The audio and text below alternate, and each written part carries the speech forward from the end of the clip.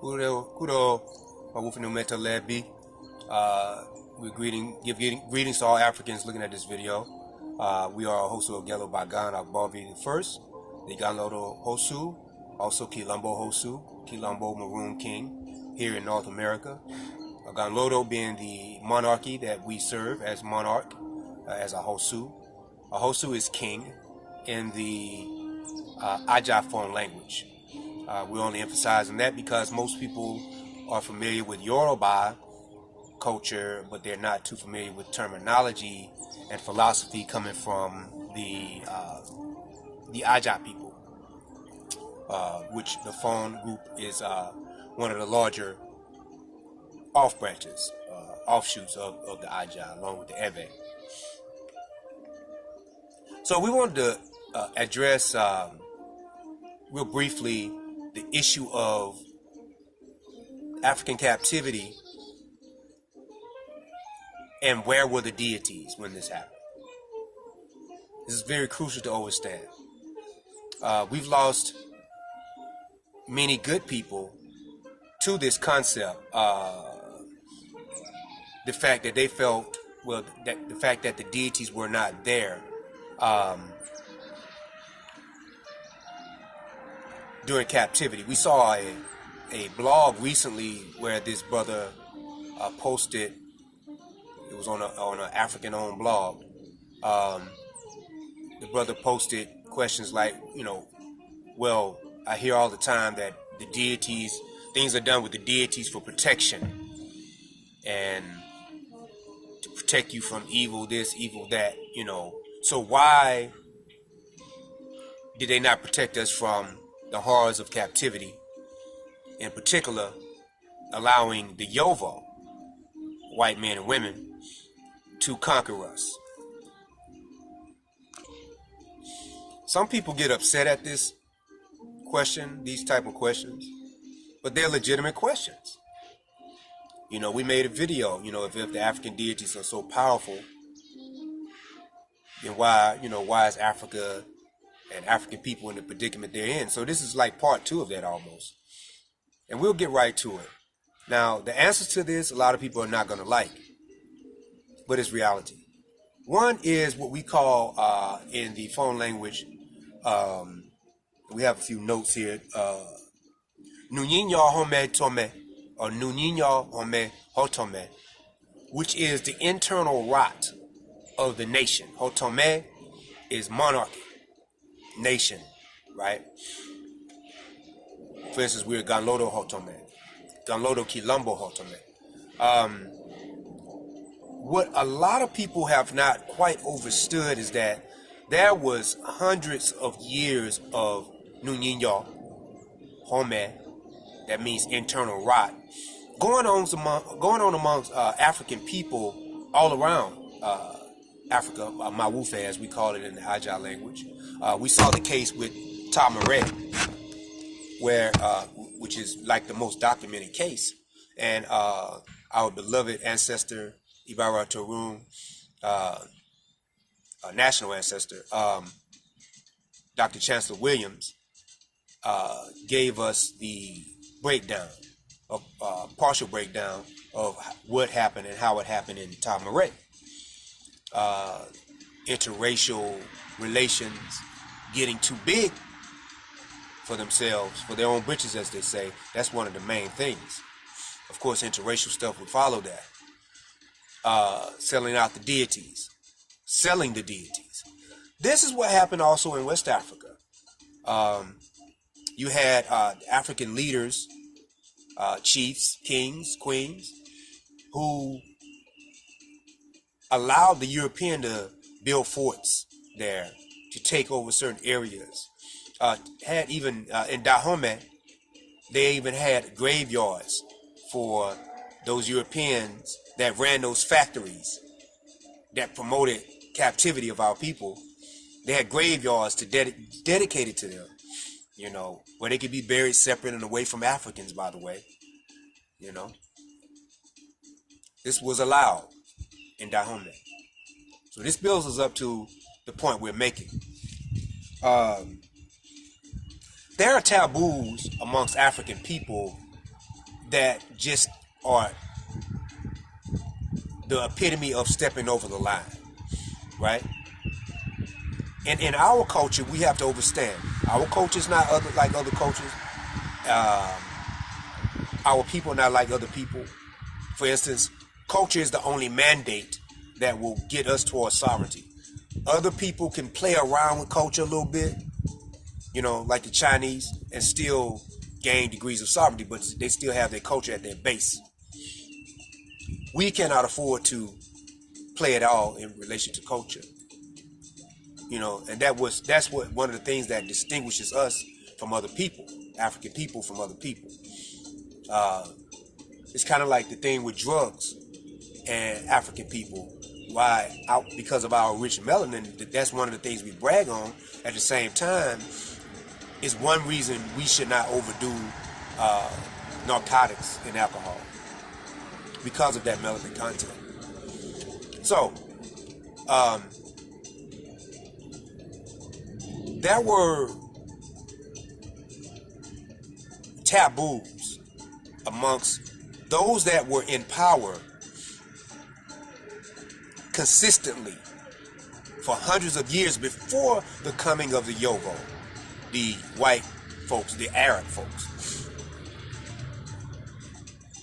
These taboos were being broken. This Nunino Home internal rot was accelerated by the time that the Yovo came, even more than when the Arab had come hundreds of years earlier. This is something that one should really note. People should really note this. And the whole concept of the internal rot is very key, because the internal decay, the Nunino Home, because none of this that the Yovo and the Yovo Arabs and the Yovo European did would have been attainable without that internal rot. We were, in our regular mode, are too powerful for people for that to happen, right? So keep that in mind. And so we want to make this as simple as possible. The internal rot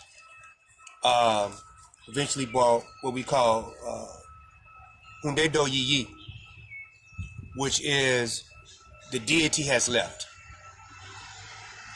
So this goes into the heart of what the question is: where were the deities? Why did they allow this? The deities have strict rules, Besu, laws of the universe. Su, the word su in there means taboo, right? Or also law in the Aja language. So these consistent violations of Besu amongst, in particular, the chiefs, those in leadership positions, the Henugans, the chiefs of the clan heads and whatnot. These were considered by the deities unforgivable. Now, when you're in that culture, you understand that that is the norm. That is, expected. People are tending the land, by the way, so that's the noise you hear in the background.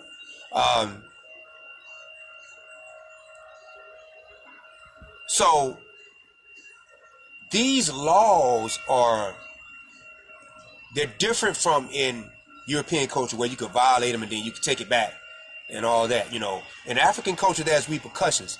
Unfortunately, when it comes to African culture, we have the concept of when these leaders violate these particular laws, then the populace suffers. Now, oftentimes, the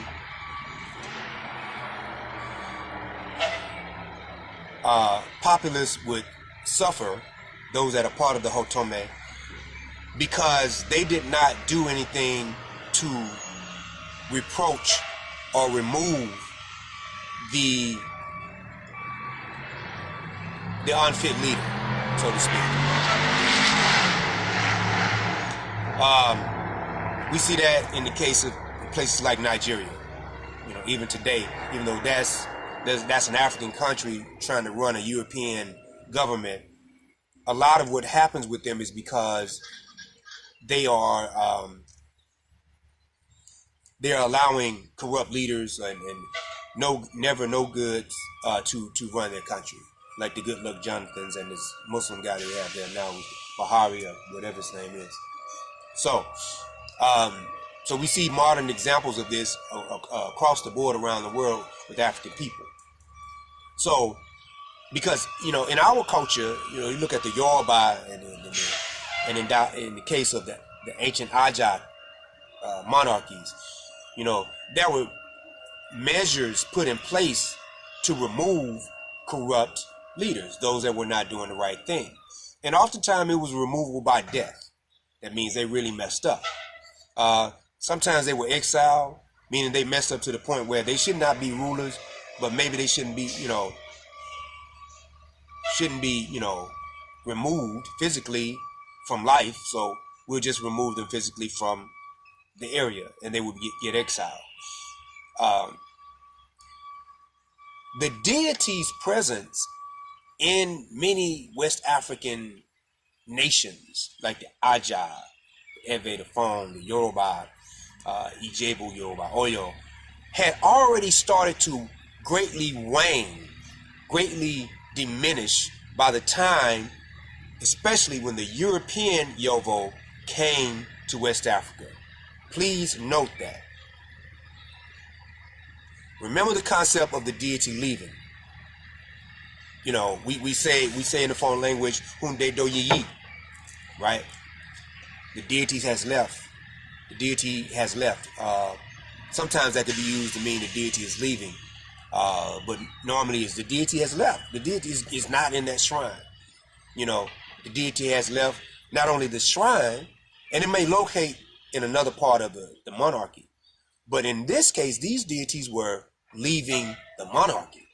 And often they were migrating, and they were migrating with the victims of captivity. Now, whatever the case may be, there needs to be a collective use amongst human beings of the deities to attack something on the level of the so-called slave trade. And one of the main reasons is because so many of our own were involved in this situation. So that meant removal of two enemies, the one that looked like you and the obvious one on the outside, right? So many of these deities had already left. They had left. They went back in their permanent abode, what could be their permanent abode, which is Sehwe in Ajah, Orun in Yoruba, right? And many of them, the most known of them, a lot of times, they were like, well, we'll wait. And hopefully many of these people sold into captivity will resurrect us. Will not necessarily resurrect us, but learn the rites, learn the rituals, learn the communication with us, what we call Humbe and Ajah language, and bring us back.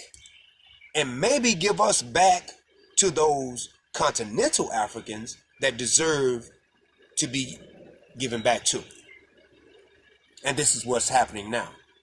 With the cultural resurrection and reconstruction with the Quilombo paradigm and the Quilombo movement, we are now bringing these deities back to real life. Even though they never went anywhere, not like in the case of Tamaray or so-called Kemet.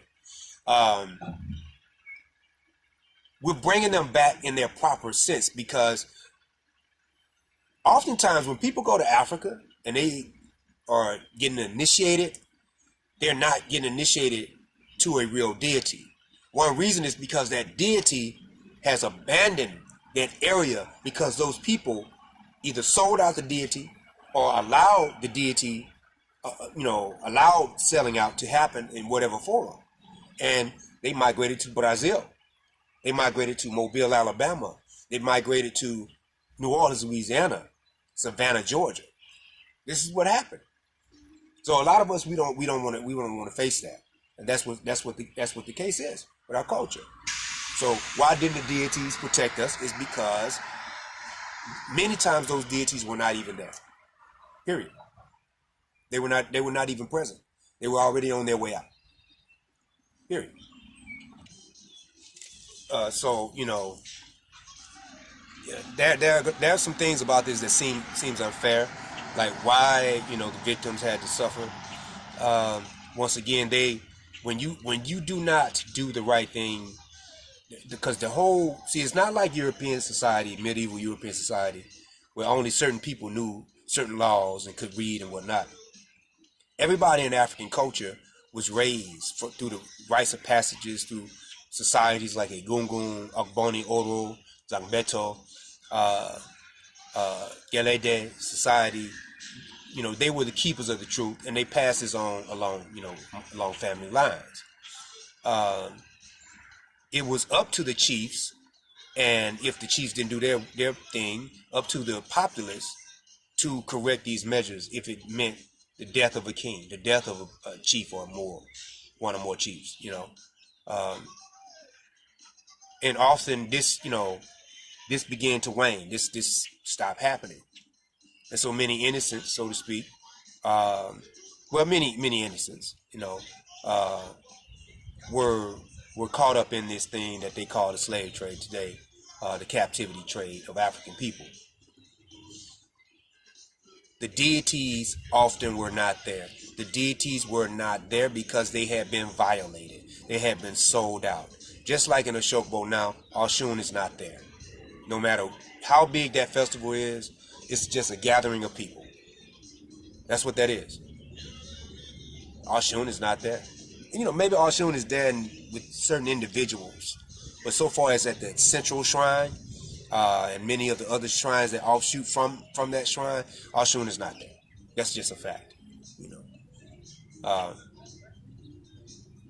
So we hope this can kind of clear up some of that thing about, well, where were the deities? Where were the ancestors? It takes a collective to battle a collective. And our people were not all on the same page. And many of them were using a lot of juju against each other and would not use it against the Yovo. So that's another problem. Are the deities real? Yes. Are the deities for us? Yes. But the deities work through humans. Humans have to have the right heart and right character to operate on behalf of the deities. Anything else, they're doing negative juju, left-handed magic, if you will. So we hope that this clears up things. Our website, restorationhealing.com. That's the website is called Kilombo Restoration and Healing. That's restorationhealing.com. And our monarchy is the monarchy of Ganlodo, of course, and that is ganlodokingdom.com. That's GANLODO kingdom.com. We can be reached also at ekaabokilombo at gmail.com. That is EKAABO KILOMBO at gmail.com. Odigba.